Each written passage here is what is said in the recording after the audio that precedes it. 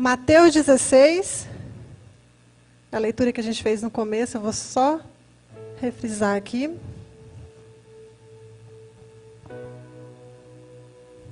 Mateus 16.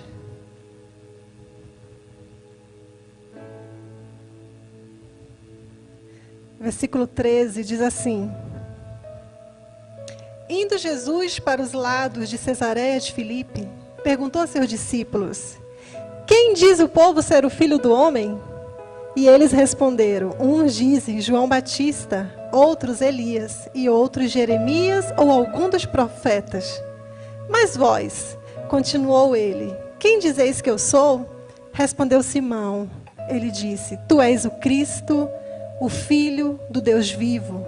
Então Jesus lhe afirmou: Bem-aventurado és, Simão Bar-Jonas, porque não foi com carne e sangue que tu revelaram, mas meu Pai que está nos céus. Obrigada, Senhor, por essa palavra tão maravilhosa. Obrigada por essa palavra tão linda, Senhor, essa palavra tão perfeita. Espírito Santo de Deus, usa-me de uma forma, Espírito Santo de Deus, que tu queiras. E fale aos corações, em nome de Jesus. Poder sentar, irmãos? Vou ser bem breve, que a hora já está rápido. O Janiel disse aqui hoje, que quinta-feira o pastor falou, né, pastor? Quem vai pregar domingo? Porque para falar de Jesus tem que ser muito bom. E pastor, aquela palavra que o senhor falou assim, me deu assim um constrangimento tão grande, pelo seguinte fato: caiu aquela responsabilidade sobre todos nós que estaríamos aqui hoje. Porque nós lançamos um tema, quem é Jesus, e até então não tínhamos pensado totalmente no valor e na responsabilidade que é esse nome. E quando ele falou aquilo, eu fui para casa e fiquei meditando: quem és tu, Senhor? Quem és tu? E por que é importante nós sabermos quem é Jesus? Porque Ele é a base da nossa fé. É o centro da nossa fé. Ele é a pedra fundamental da igreja. E cabe a nós conhecermos todos os dias. Sabe, irmãos, nós temos essa responsabilidade de contar para a nossa geração quem é Cristo. Quem é Jesus?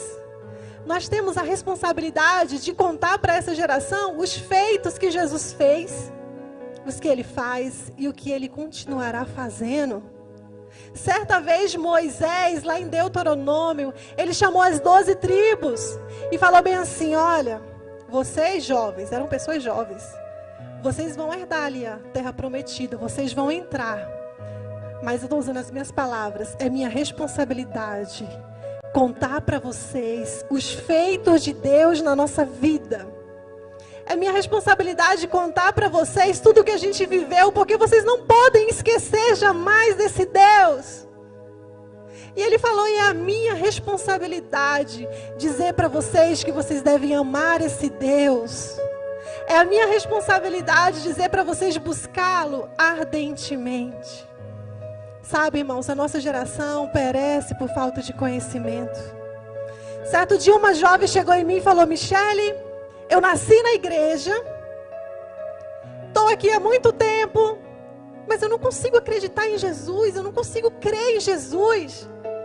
E quando ela falou aquilo para mim, aquilo me chocou de uma forma tão grande que eu falei: meu Deus, como é possível uma pessoa passar a vida inteira na casa de Deus e não conhecer Jesus, e não acreditar, e não crer nele? Eu fiquei meditando, eu falei: como é possível? Aí eu me lembrei que os discípulos também passaram por isso. A passagem que a gente leu, Jesus fala bem assim: quem dizem que eu sou? E eles falaram: ah, Senhor, é Jeremias, é Elias, é algum profeta. Aí Jesus olha para eles e fala: tá, usando as minhas palavras, eles dizem isso, mas e vocês? E vocês que estão sempre comigo, quem dizem que eu sou? E na minha mente fértil, naquele momento, eu sinto assim que houve um silêncio muito grande. Por que houve um silêncio? Porque nós estamos tratando de homens judeus. Nós estamos tratando de pessoas judeus que, para reconhecer que alguém era o Cristo, tinha que ser o Cristo mesmo. E houve aquele silêncio. Mas aí de repente Pedro levanta e fala assim: tu és o Cristo, Filho de Deus. Aí Jesus fala bem assim: é, Pedro, com as minhas palavras, ainda bem que o meu Pai te revelou isso. Deus Pai teve tanta misericórdia naquele momento que falou: eles não vão dizer nada. Então deixa eu falar para Pedro: Pedro, ele é o Cristo. Irmãos, nós estamos diante de um cenário de pessoas que conviviam com Jesus. Nós estamos diante de um cenário de pessoas que viam os milagres. Nós estamos diante de pessoas que viram os milagres messiânicos acontecer, que era um cego de nascença ver, um paralítico andar, um coxo andar, um surdo, um mudo falar, um morto de 4 dias ressuscitar. Nós estamos nesse cenário dessas pessoas que viram tudo isso, mas não conseguiram responder quem era Jesus. Eles não conseguiram responder quem era Jesus.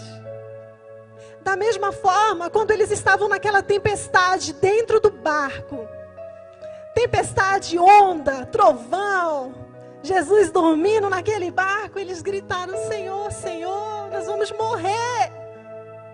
Aí Jesus levanta, estende as mãos e fala: calma-te, vento, acalma-te, mar. E naquele momento eu posso imaginar os olhos dos discípulos abrindo, espantados e falando: quem é esse que até o vento e o mar lhe obedecem? Eles estavam com Jesus o tempo todo e não acreditavam que Ele é o Cristo. Será que eles não estavam vendo os milagres acontecendo? Por que Jesus era tão perseguido pelos fariseus, pelos saduceus, pelos mestres da lei? Sabe por quê, irmãos? Porque eles viam que Jesus não era qualquer profeta. Eles sabiam que Jesus, aquele Jesus ali que estava fazendo milagres, não era qualquer um, não. E eles puxavam, faziam de tudo para puxar o tapete de Jesus. Porque eles sabiam que aquele homem não era qualquer homem. Aquele homem, ele era o profeta. Ele era o Cristo, o Filho de Deus. Você pode glorificar o nome do Senhor aí? Esse nome todo poderoso era Jesus Cristo. Mas Cristo, nós falamos tanto de Cristo, Cristo. Mas o que é Cristo? Cristo, irmãos, é a solução de Deus. O homem pecou lá no Éden.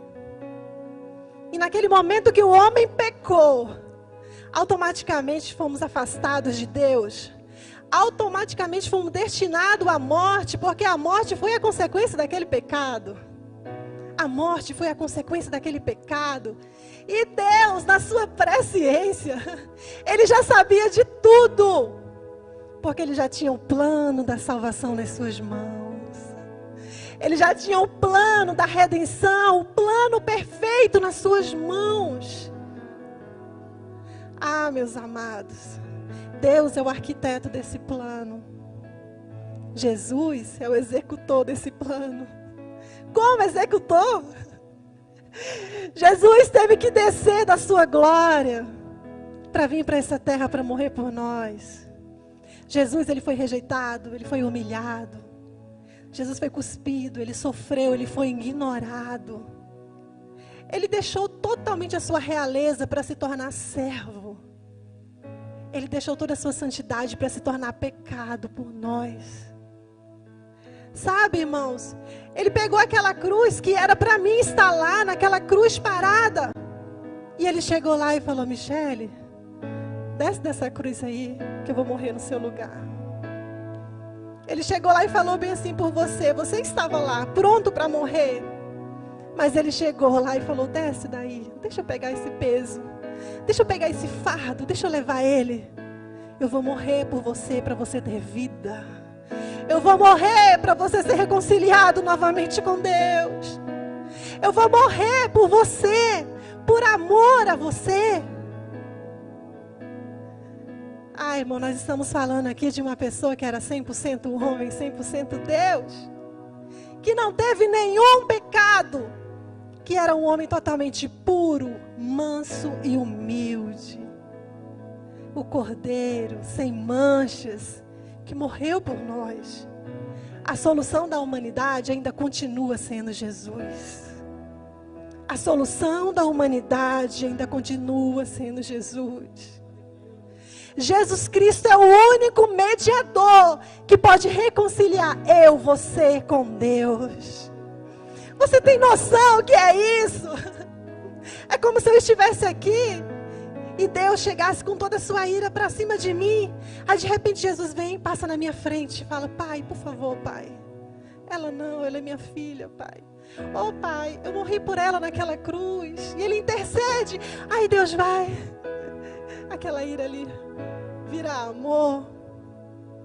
Irmãos, Jesus é o único que pode nos reconciliar com Deus. É impossível servir a Deus e não experimentar esse amor.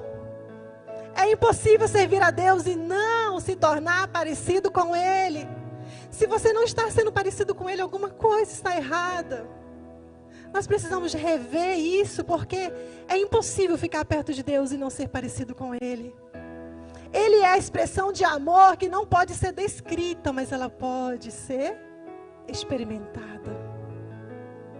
Você está pronto para experimentar o amor de Deus? Você de verdade está pronto para experimentar o amor do Senhor? Ah, meu amado, Jesus é um amigo verdadeiro que a gente não tem. Jesus é aquele que segura a nossa mão e não larga. Mesmo que a gente saia da mão dele, ele continua com a mão lá, ele não larga. Mesmo que nós tornamos infiéis, ele continua fiel. A proteção do Senhor está sobre a gente sempre. É como se a mão do Senhor estivesse sempre sobre a gente, mas a gente teima em sair dessa proteção e pensa que é o Senhor que se afastou, mas não, Ele continua aqui. A proteção dele continua aqui. Cabe nós voltarmos para baixo dessa proteção. Cabe a nós voltarmos para baixo da proteção do Senhor. Jesus é o alfa da sua história. Jesus é o fim do seu sofrimento. Jesus é o autor da vida. Jesus é o pão vivo do céu. Jesus é o cordeiro que foi morto. Jesus é a pedra fundamental da igreja. Jesus é o Messias, o desejado de todas as nações. Jesus é aquele que vai buscar a sua noiva. Jesus é o Salvador. Sim, esse que morreu por mim e por você naquela cruz. Mas sabe o que é lindo e maravilhoso? É que ao terceiro dia ele ressurgiu. E ele foi lá no inferno, pegou a chave. Pegou a chave da morte, falou: eu venci. Ele pegou a chave da morte e disse: eu venci. E naquele momento tragada foi a morte na vitória. Sabe, meu amado, vida cristã não tem caminho alternativo. Ele disse: eu sou o caminho, a verdade e a vida, e ninguém vem ao Pai a não ser por mim. Ele ganhou esse privilégio. Para nós chegarmos a Deus, primeiramente temos que chegar a Jesus, o Filho de Deus. Sabe, irmãos, quem é Jesus? Quem é Jesus? Nem todas as palavras do vocabulário humano jamais vão conseguir definir, jamais vão conseguir descrever quem é Ele. Você sabe por quê? Porque nada se compara a Ele.